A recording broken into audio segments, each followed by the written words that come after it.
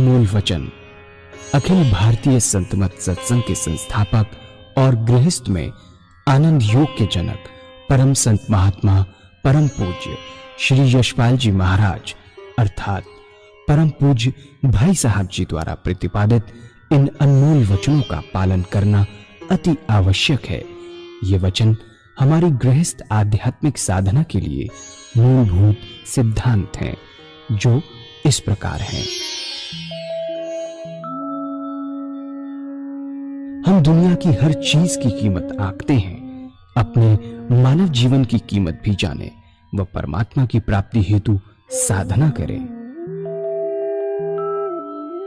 मनुष्य योनि एक उपहार है, इसीलिए परमात्मा को धन्यवाद देते हुए आधा घंटा प्रातःकाल, आधा घंटा सायंकाल पूजा अवश्य करें।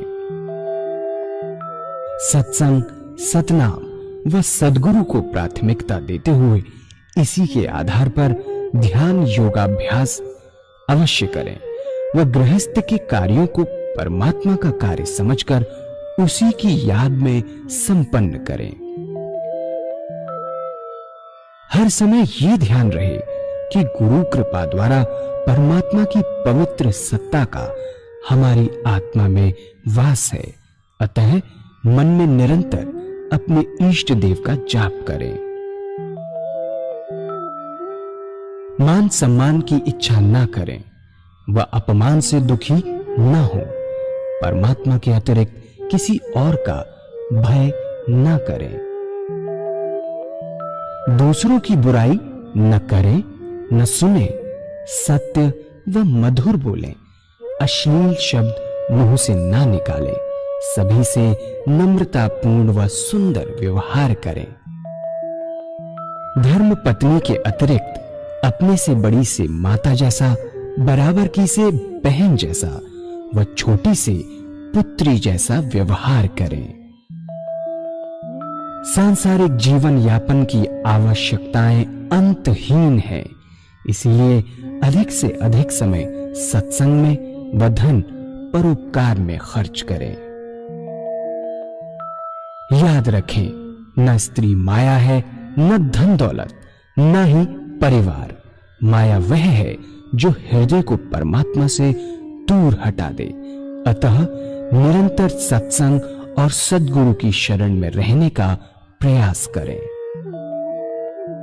भोजन अपने इष्ट को अर्पण कर प्रसाद रूप में परमात्मा की याद में करें। रात्रि में सोने से पहले अच्छे बुरे कार्यों का आत्मनिरीक्षण कर उसका समुचित पश्चाताप करते हुए ध्यान करें व प्रभु की गहरी याद में ही विश्राम करें। परमात्मा तू ही है, तेरी इच्छा पूर्ण हो।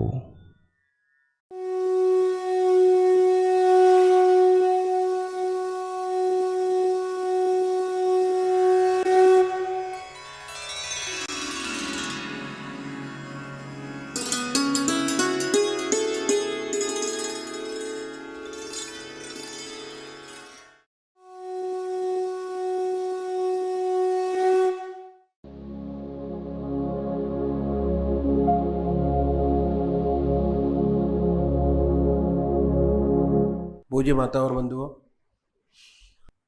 अनादिकाल से दो रास्ते परमात्मा की प्राप्ति के चले आ रहे हैं। एक नीति का रास्ता है, जैसे हम संन्यास मार्ग कहते हैं, और ये रास्ता बहुत पुराना है।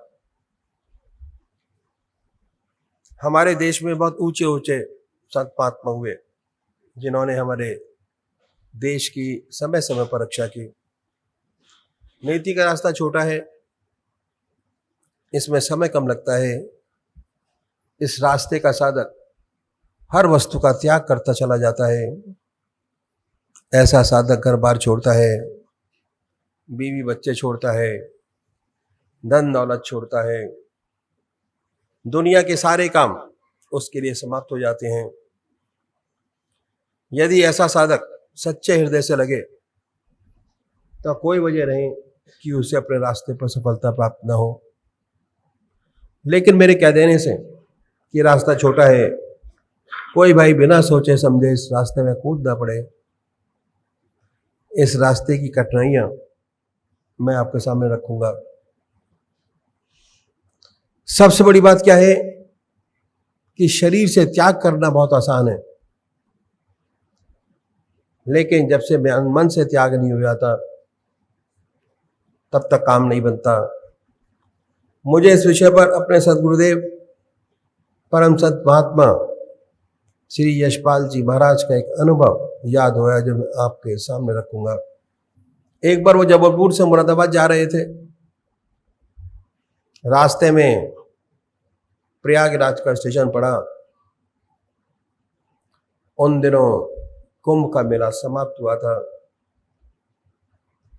जब गाड़ी प्रयागराज स्टेशन पर पहुंची तो देखा कि स्टेशन पर काफी भीड़ है। ये भीड़ एक महात्मा जिसको अवधूत कहते थे छोड़ने आई हुई थी। गाड़ी आई, जय जयकार हुआ, गले में हार माल डाले गए। इत्तेफाक से परमात्मा की कृपा से ये जो महात्मा थे उसी डिब्बे में चढ़े जिनमें इनके सदगुरुदेव जी बैठे हुए थे, और आपके सामने की बर्थ खाली थी, उसी पर आके विराजे। जब गाड़ी चली और कुछ आगे निकल गई तो आपके साथ बातचीत शुरू हुई। बातचीत के दौरान गुरुदेव जी ने उनसे एक प्रश्न किया, और वो ये था कि आपको संन्यास लिए कितना समय हो गया। उत्तर मिला 14 वर्ष। बातचीत में दूसरा प्रश्न किया कि महाराज आप बाल ब्रह्मचारी हैं, जब संन्यास लिया तो गृहस्थी थे। उन्होंने उत्तर दिया, मैं गृहस्थी था, मेरे स्त्री और 2 बच्चे थे। बातचीत होती रही। इसके बाद गुरुदेव जी ने उनसे प्रार्थना की कि महाराज मैं एक प्रश्न और करना चाहते हैं, लेकिन वह प्रश्न कुछ टेढ़ा है, इसलिए पहले आप आशीर्वाद दें कि इस टेढ़े प्रश्न से आप नाराज नहीं होंगे तो प्रश्न किया जाए, अन्यथा नहीं। आगे कहा कि मैं आपके हृदय को दुखाना नहीं चाहूंगा। महाराज जी चुप हो गए, ध्यान में चले गए। कुछ देर बाद बोले कि आप कुछ पूछना चाहते थे, पूछा नहीं। फिर आपने अपनी बात दोहराई कि महाराज यदि आप वायदा करें कि इस टेढ़े प्रश्न से आप नाराज नहीं होंगे तभी वो प्रश्न किया जाए, अन्यथा नहीं। महाराज जी बोले कि पूछो, मैं नाराज नहीं होऊंगा। तब गुरुदेव जी ने तीसरा प्रश्न किया, और वह था कि क्या अभी भी आपको अपने 20 बच्चों की याद आ जाती है। यह कुछ सुनकर वो खामोश हो गए और ऐसा प्रतीत हुआ कि ध्यान में चले गए। कुछ समय बाद आंखें खोली और कहने लगे कि बच्चा सच तो यही है कि आज भी हमें अपने बीवी बच्चों की याद आ जाती है, और जब मैं अपने गांव के पास से निकल जाता हूं तो याद बिल्कुल ताजा हो जाती है कि ये मेरी स्त्री, ये मेरे बच्चे, ये मेरा खेत, ये मेरा मकान। अब बच्चे बड़े हो गए, उन्होंने काम काज संभाल लिया। गुरुदेव जी ने आपके चरण छुए। वाकई बहुत ऊंचे महात्मा थे, अवधूत थे। क्यों? क्योंकि सन्यास लेती आश्रम बदल जाता है।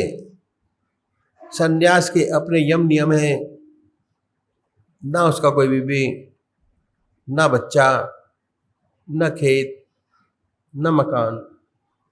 शरीर से त्याग हो गया, लेकिन मन से त्याग करने में बड़ा समय लगता है। और दूसरी बात और भी है कि त्याग का बहुत बड़ा अहंकार होता है।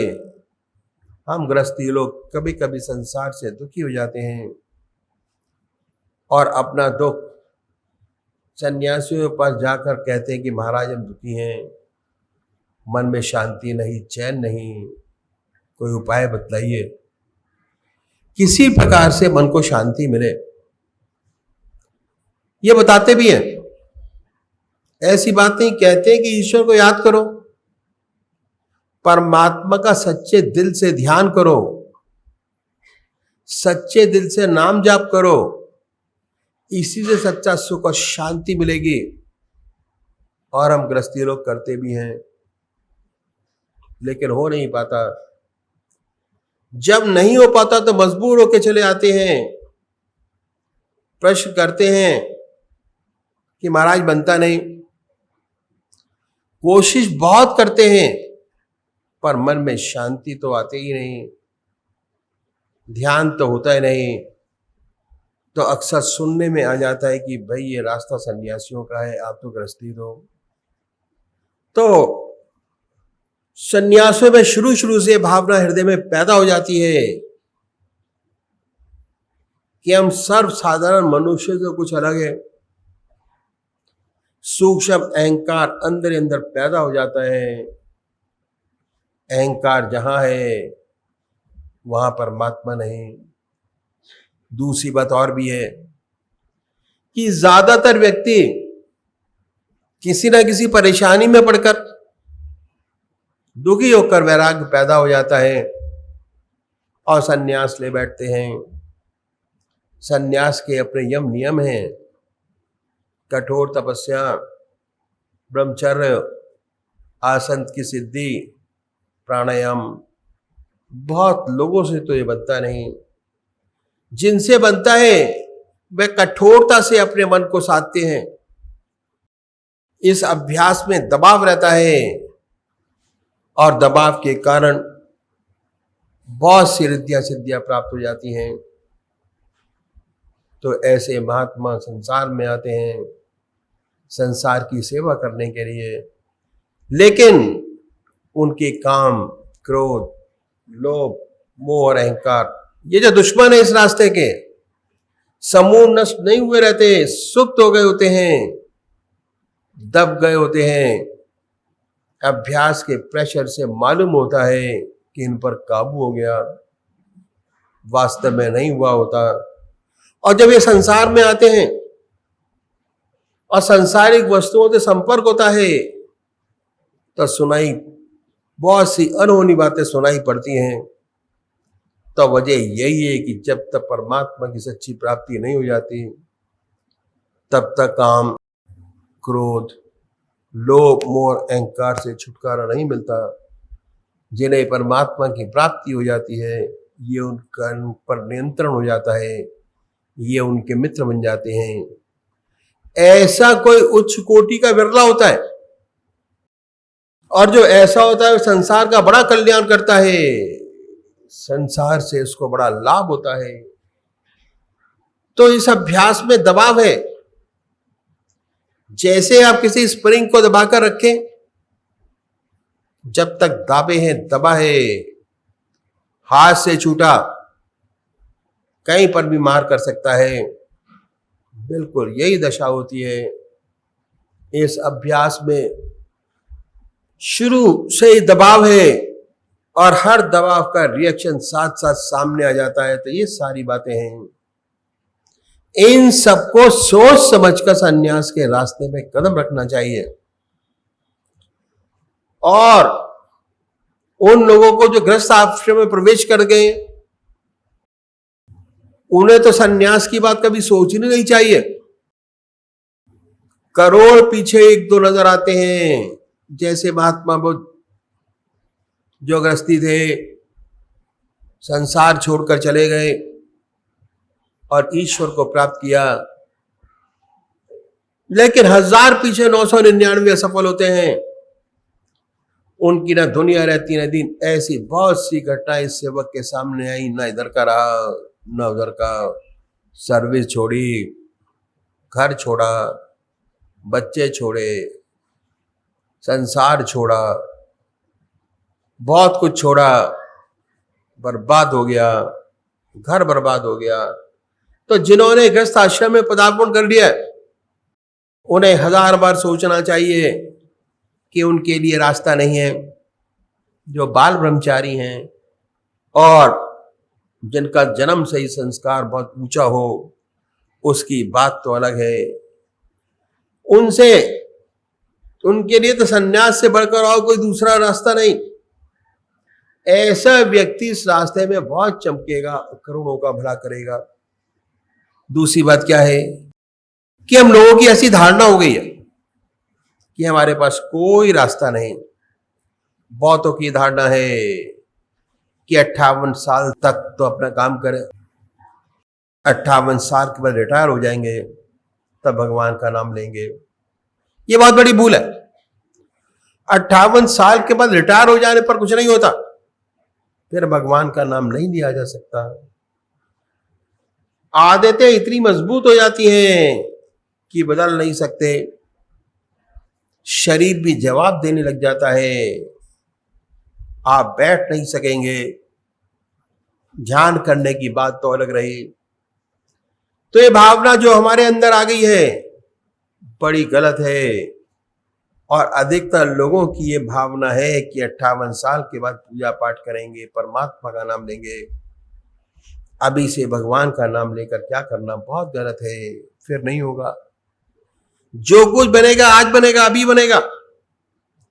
तो गृहस्थियों का रास्ता ही बहुत पुराना है, जिसे हमने भुला दिया। बड़ा ऊंचा रास्ता। आपने राजा जनक का नाम सुना होगा। राजा जनक को विदेह कहते थे। इतना बड़ा महात्मा, इतना बड़ा ब्रह्मज्ञानी हुआ कि उसके जमाने के महर्षि अपने शिष्यों को उनकी बात भेजते थे परीक्षा के लिए। अगर राजा जनक कह दे कि ब्रह्मज्ञानी है तो है, नहीं तो नहीं।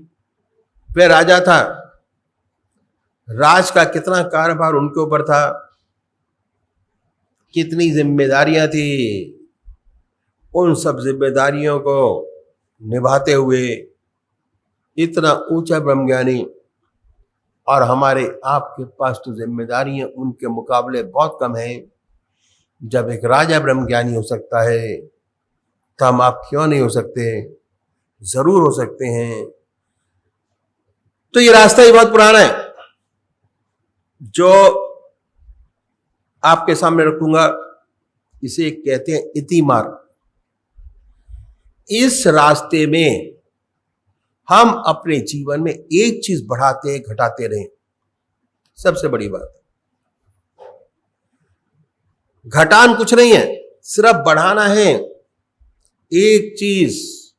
और वो क्या है? वो परमात्मा का नाम, भगवान का नाम। और परमात्मा का नाम एक ऐसी बड़ी ज्योति है, अगर सच्चे तरीके से मन में आ जाए तो अंधेरे को अपने आप दूर करती चली जाती है। जहां प्रकाश है वहां अंधेरा नहीं। लाइट आई, प्रकाश आया, अंधेरा गायब। महर्षि उल्टा नाम जपते जपते महर्षि हो गए, और इतने बड़े महर्षि हुए कि उन्होंने रामायण पहले लिख दी, घटना बाद में हुई, लिख दिया ऐसा ऐसा होगा, और वैसा ही वैसा हुआ। और क्या उनका जीवन था? ऐसा जीवन खतरनाक। जब उनके जीवन में परिवर्तन आया, उल्टा नाम जपते जपते, भगवान का नाम लेते लेते इतना ऊंचे महर्षि हुए कि रामायण पहले लिख दी, घटना बाद में घटी। तो ये ऐसा प्रकाश है, ऐसा उजाला है, अगर सच्चे तरीके से हृदय में जागृत हो जाए तो अंधेरे को अपने आप दूर करता चला जाता है। तो छोड़ना कुछ नहीं है। जो आपकी आज जिंदगी है, जैसी भी है, जिस प्रकार चलती है, उसमें एक चीज बढ़ाइए।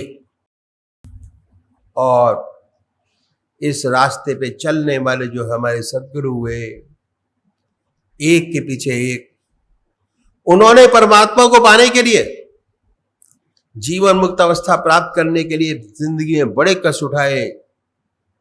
उनकी जिंदगी बड़ी कठोर की थी और बड़ी कठिनाइयों में रहते हुए इस विद्या को केवल उन्होंने प्राप्त नहीं किया बल्कि हमारे लिए कुछ गुर छोड़ गए।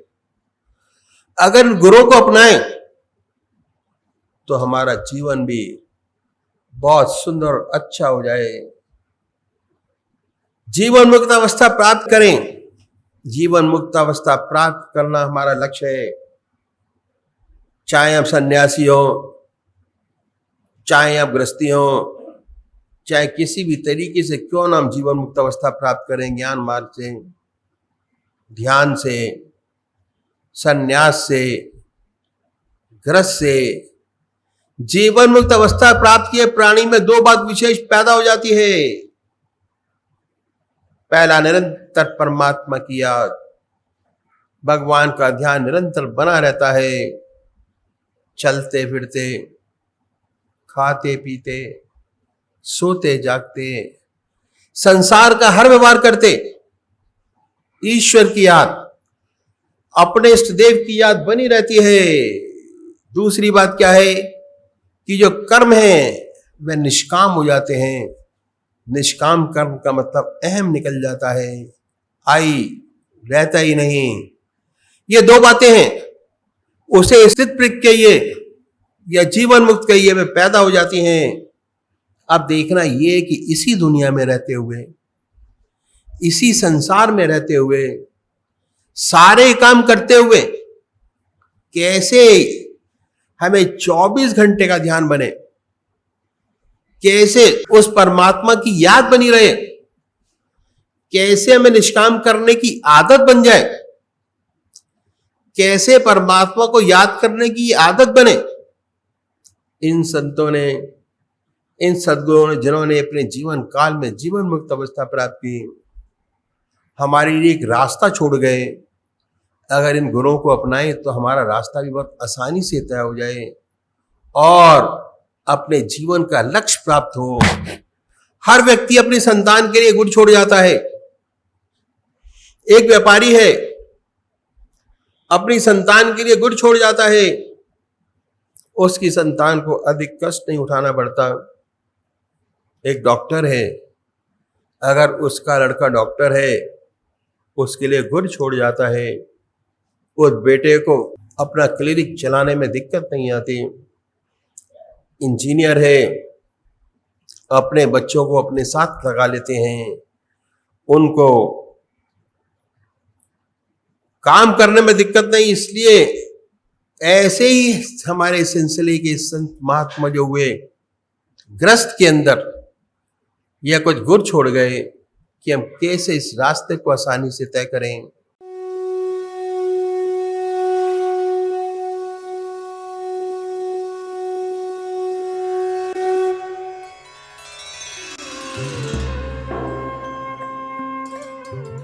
ध्यान योग के कार्यक्रम आनंद योग से निशुल्क जुड़ने के लिए संपर्क करें 9810239677।